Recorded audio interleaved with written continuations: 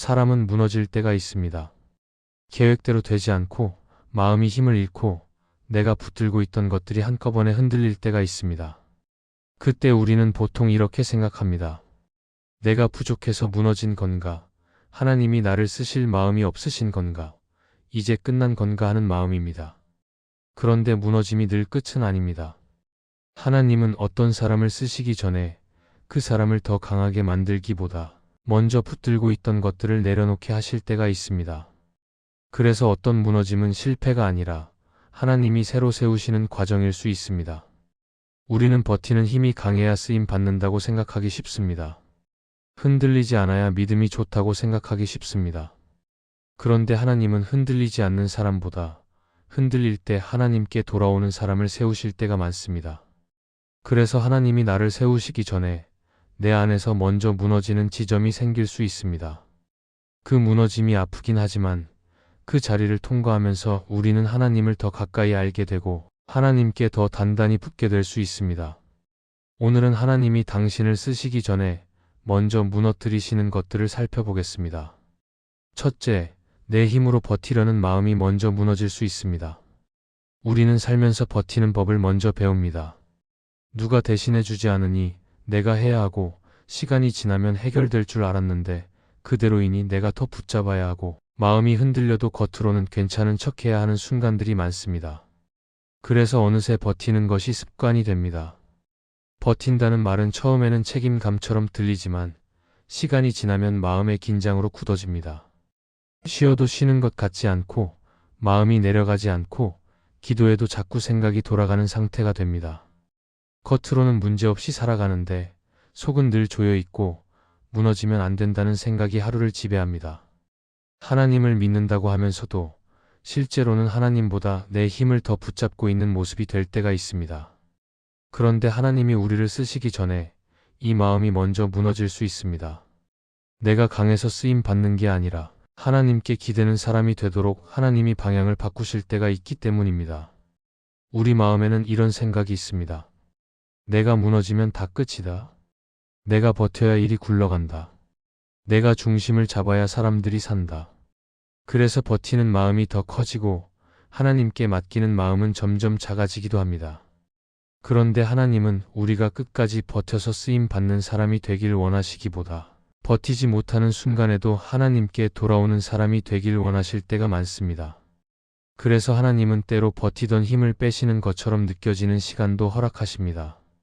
내 의지가 꺾이고 내 계획이 흔들리고 내 마음이 더 이상 못하겠다는 고백을 하게 되는 순간 말입니다.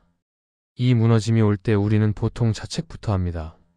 내가 부족해서 그렇다. 내가 믿음이 약해서 그렇다. 내가 더 열심히 했어야 한다. 이렇게 자신을 몰아붙입니다.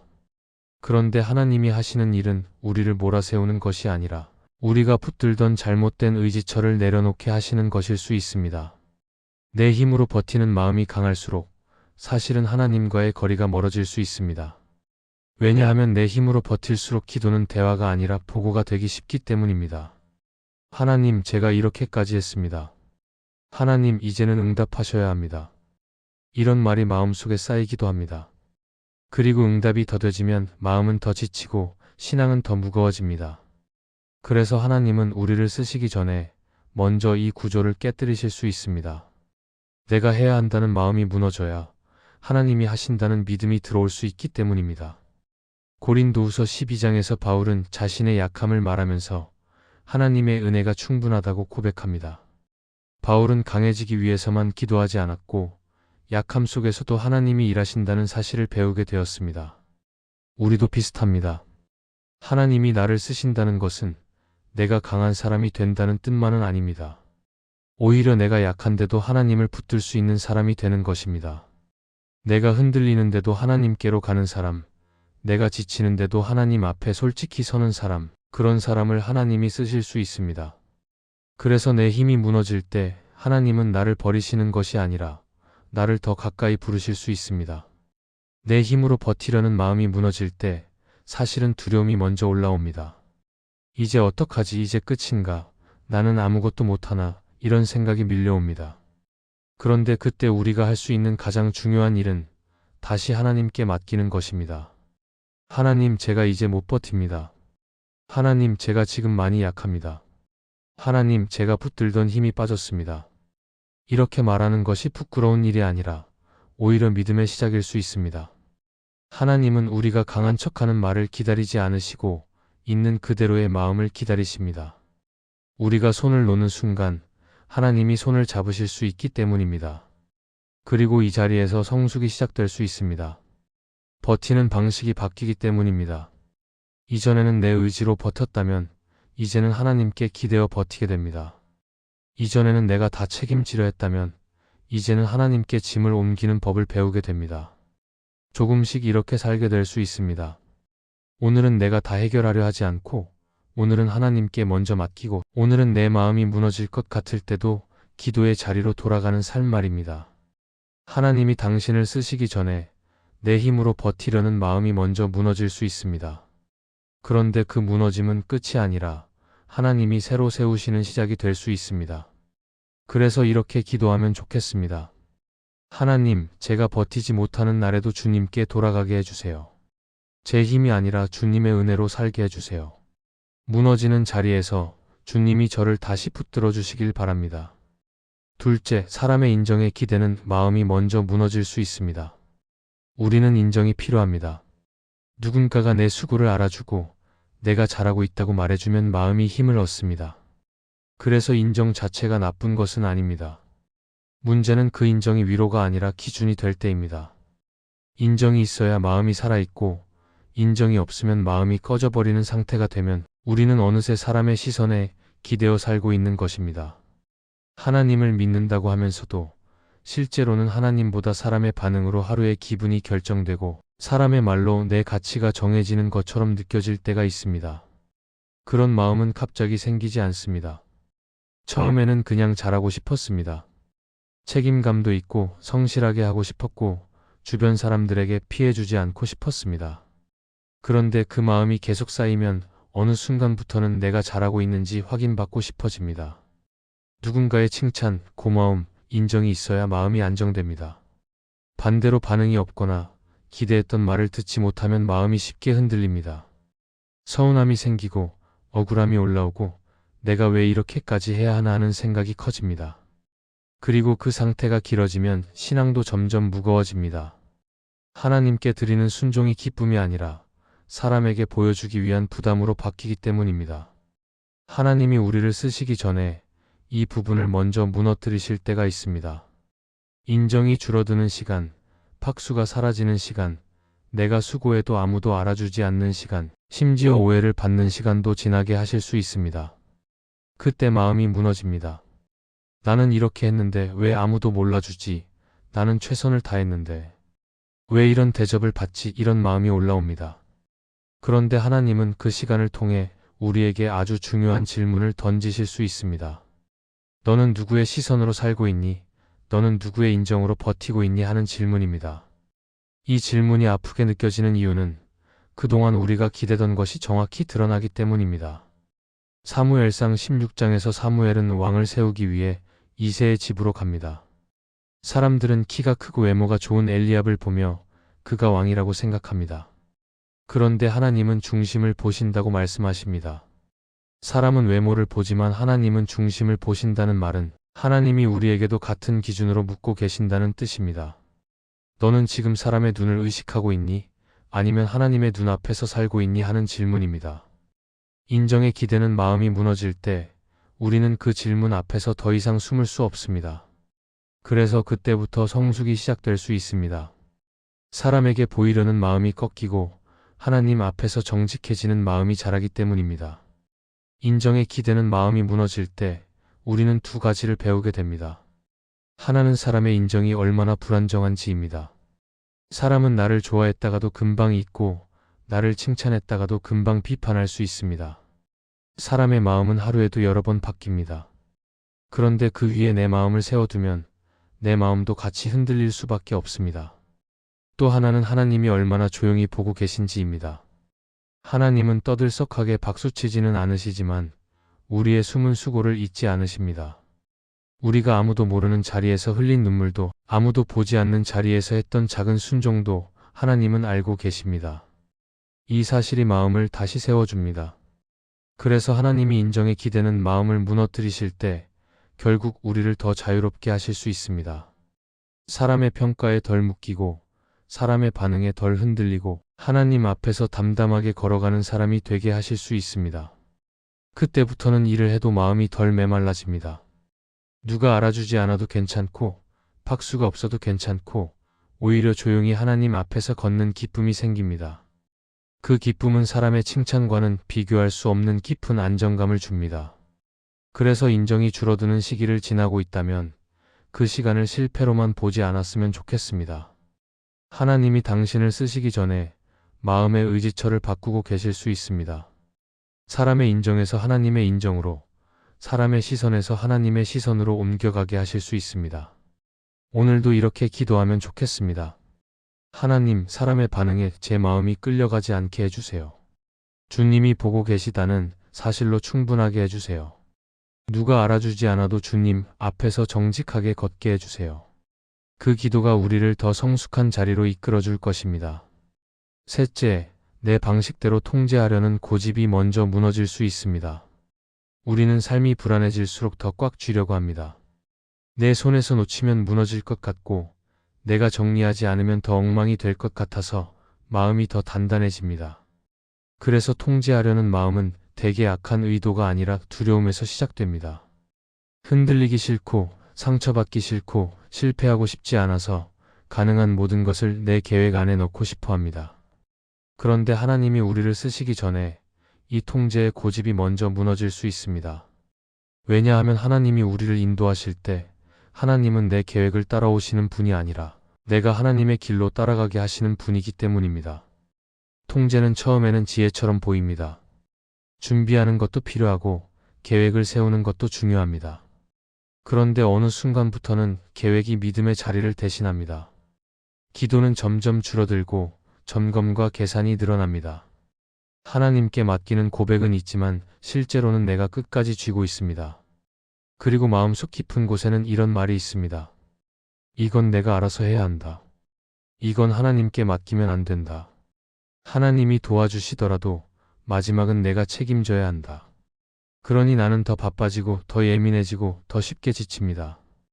통제하려는 마음은 나를 안전하게 만들 것 같지만 사실은 내 마음을 더 불안하게 만들 때가 많습니다. 왜냐하면 통제는 결국 내가 감당할 수 없는 영역까지도 내 손에 올려놓기 때문입니다. 하나님은 이 부분을 그냥 두지 않으실 때가 있습니다. 하나님이 우리를 쓰시기 전에 우리의 손을 열게 하시기 때문입니다. 내가 쥐고 있는 손이 열리지 않으면 하나님이 주실 것을 받을 수도 없습니다. 그래서 하나님은 때로 내가 통제할 수 없는 상황을 허락하십니다. 예기치 못한 변수, 갑작스러운 변화, 계획의 흔들림, 사람의 마음의 변화 같은 것들이 생깁니다. 그때 우리는 당황합니다.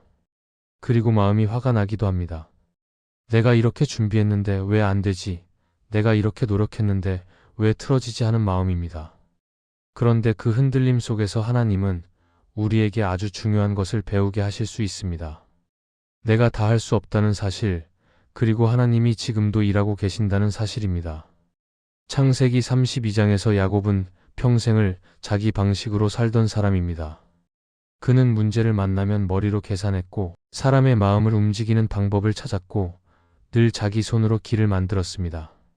그런데 야곱이 하나님을 만나던 그 밤은 다릅니다. 야곱은 더 이상 자기 방식으로 해결할 수 없는 자리에 섭니다.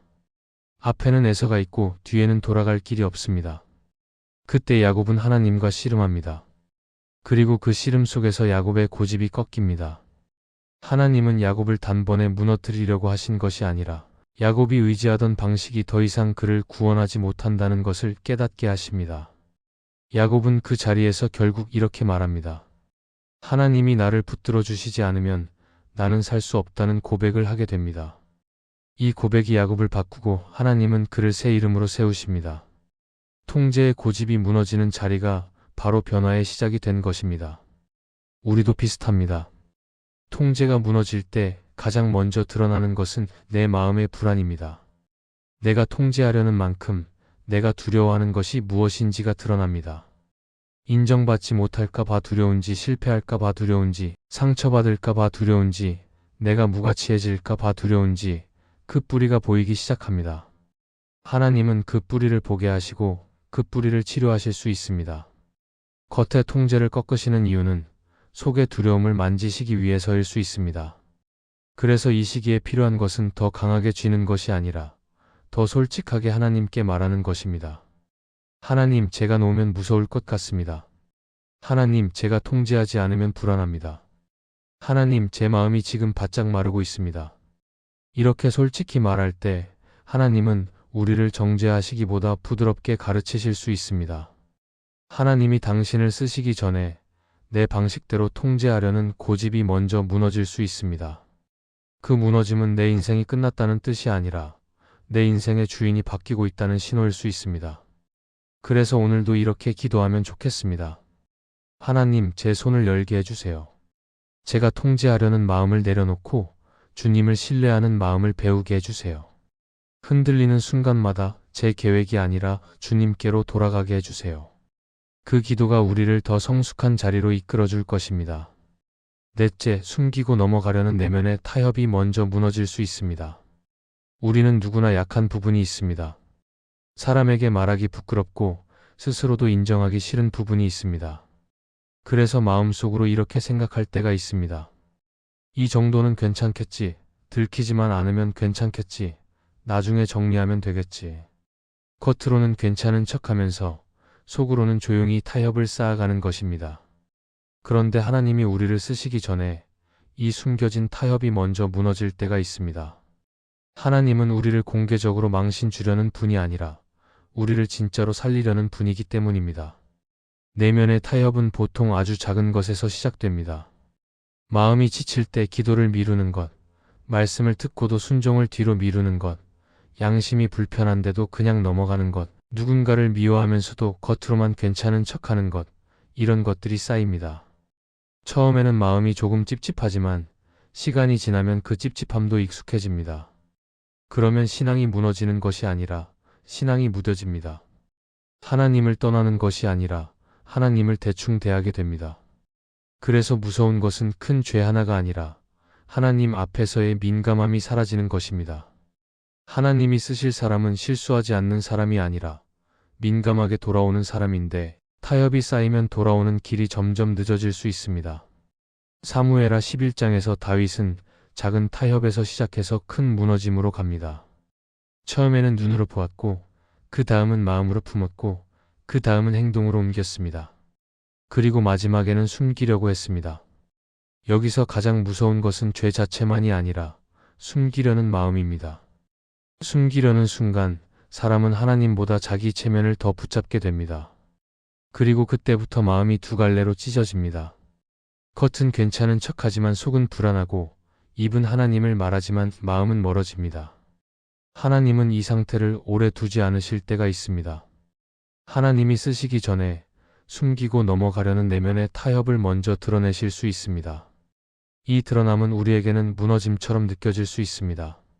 내가 잘 숨겨왔다고 생각했는데 갑자기 마음이 불편해지고 말씀을 들을 때마다 찔리고 기도하려고 하면 가슴이 답답해집니다. 어떤 때는 하나님이 나를 다 아시는 것 같아 두렵기도 합니다. 그런데 사실 하나님은 처음부터 알고 계셨습니다. 하나님은 우리가 숨긴 것을 몰라서 드러내시는 것이 아니라 우리가 이제는 숨지 말고 살기를 바라셔서 드러내실 수 있습니다.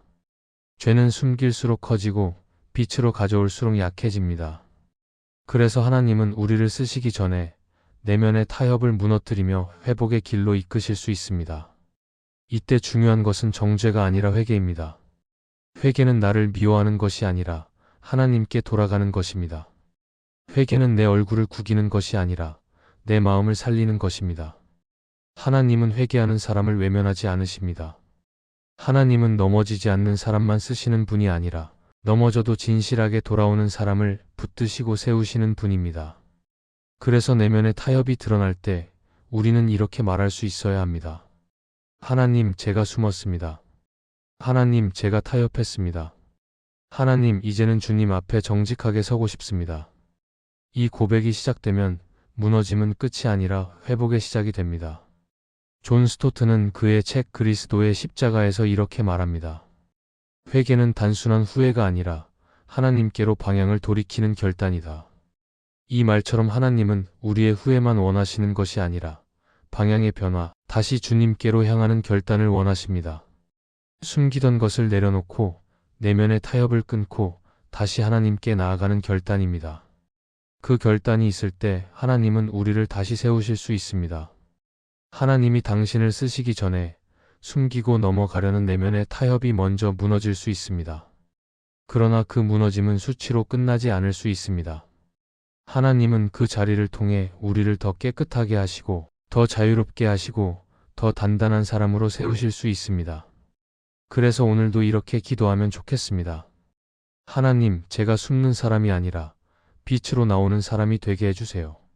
타협을 붙드는 사람이 아니라 회개로 돌아오는 사람이 되게 해주세요. 그 길에서 하나님은 우리를 다시 세우실 것입니다. 오늘의 말씀이 은혜가 되셨다면 댓글에 아멘이라고 적어주시면 감사하겠습니다. 여러분들이 남겨주시는 댓글은 정말 큰 힘이 됩니다. 그리고 여러분들이 눌러주시는 좋아요와 구독도 큰 힘이 됩니다.